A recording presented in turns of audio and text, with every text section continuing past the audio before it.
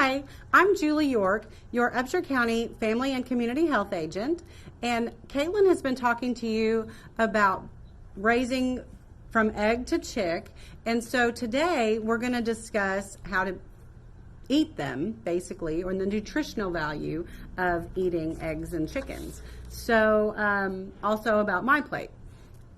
Now for the adults watching, we were raised on my pyramid where it showed what was at the bottom of the pyramid was what you were supposed to eat most, and then at the very top of the pyramid was what you were supposed to eat the least of. And that's fine, except the USDA finally came out and said, let's make a plate where people can actually see what their plate is supposed to look like. So here it is. They came up with a visual. They want you to eat the rainbow. They want your plate to be as colorful as possible, and they want your plate to be, I'm going to go over here, half fruits and vegetables. Okay? Fruits and vegetables are low in calorie. They're packed with nutrients. You know, there's so much good to fruits and vegetables. They come from the earth. They're for your body. I mean, all of it comes from the earth, but they want your plate to be half fruits and vegetables, okay? So do that. Try it. Even kids, if there's fruits and vegetables that your parents put on your plate that you don't want to taste it, because you know what? You might like it. You never know. And you might find a new food that you want to start eating more of. And it's only going to benefit your body, right? So a little bit, and then see what happens. I was told that every 7 years or so, your taste buds change. So you might just try every once in a while something you maybe didn't like before. Okay, so that's enough about that. But the other half of the plate is supposed to be divided up. A little less than quarter is a protein, and a little more than a quarter of the plate is your whole grains. It says grains, but they mean whole grains. They want you to have the whole grain of corn, or no, the whole grain of wheat in the bread or grain that you're eating. And when it's white bread, they've stripped the outside nutritional shell of that kernel. So you want to make sure you eat the whole grains. There's whole breads, there's whole grain tortillas, there's all kinds of things. So there's ways to eat whole grains. And then for the protein, they also, if you'll notice the size of it, I have a piece of chicken here that's actually a serving size. This is a serving size of chicken. So if you eat larger than a serving size of chicken, then you're eating 2 servings. Or you could actually cut it down and make it for 2 different meals. Very big option. But looky there, it actually fits on the plate where they're talking about. So this plate is actually appropriate for sizings. Now, an egg, I boiled some this morning.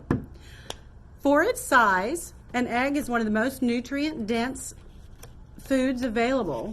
It contains 13 essential vitamins, and it contains vitamin D, and is also very high in iron. So if you're needing to raise your iron level a little bit, eat some more eggs. The United States produces about 75 billion eggs every year, and they need to be cooked until their yolk and their white are firm, just for food safety. Now, egg whites are used in shampoos, conditioners, soaps, and other skincare products. So look for that on your label of ingredients on your products. Now, a chicken, like I showed you, this is a serving size of a chicken. If you would want to be smart about it, start checking the serving sizes of your foods and trying to follow that. That's one very healthy way to live a life. And if you do eat more than that, just count it as 2 servings. But you want to make sure you stay within the number of servings that the government recommends every day. Now, chicken is one of the best sources of proteins also, and the consumption is roughly 83 pounds per person, the most of any meat in the United States. And it's an excellent source of niacin, selenium, and phosphorus. Texas ranks 6th in chicken production in the United States. Go Texas. And you want to look for it when you're purchasing. You want to look for creamy white to a deep yellow color. Avoid any odor, obviously. and then cook it to an internal temperature of 165 degrees. If you have any questions, feel free to contact me at julie.york@ag.tamu.edu. Thank you. Have a good day. So I hope y'all learned a little bit from Miss Julie on the MyPlate, but we're going to go ahead and look at our incubator. So we're sitting at day 13 and we're at 57% and 99.5 degrees. So we're perfect. We've got all of our eggs in there, just sitting and ready to hatch. Hopefully we've got a good hatch rate. We will see in a couple of days when we candle our eggs to see how many chicks we might possibly have growing. So remember, the last thing we do every day is look at our plastic eggs and see what our embryo development would look like in our incubator. So remember, this was day 7, which was yesterday, and you can see right here at the tip is where his egg tooth would first appear. So that was day 7.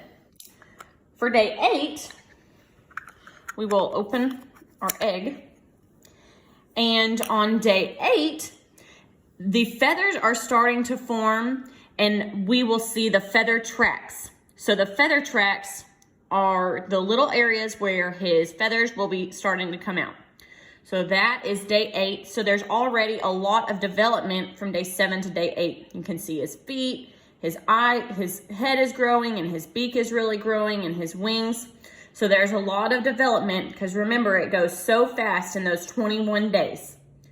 Hey everyone, I hope you enjoyed today's lesson on MyPlate and learned about some of the nutritional things that chicken has to offer.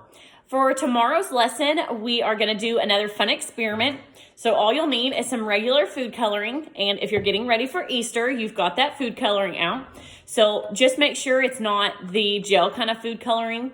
And then you'll also need a paper plate, some hard-boiled eggs, and some gloves if you don't want to have food colored hands. And I look forward to seeing y'all tomorrow.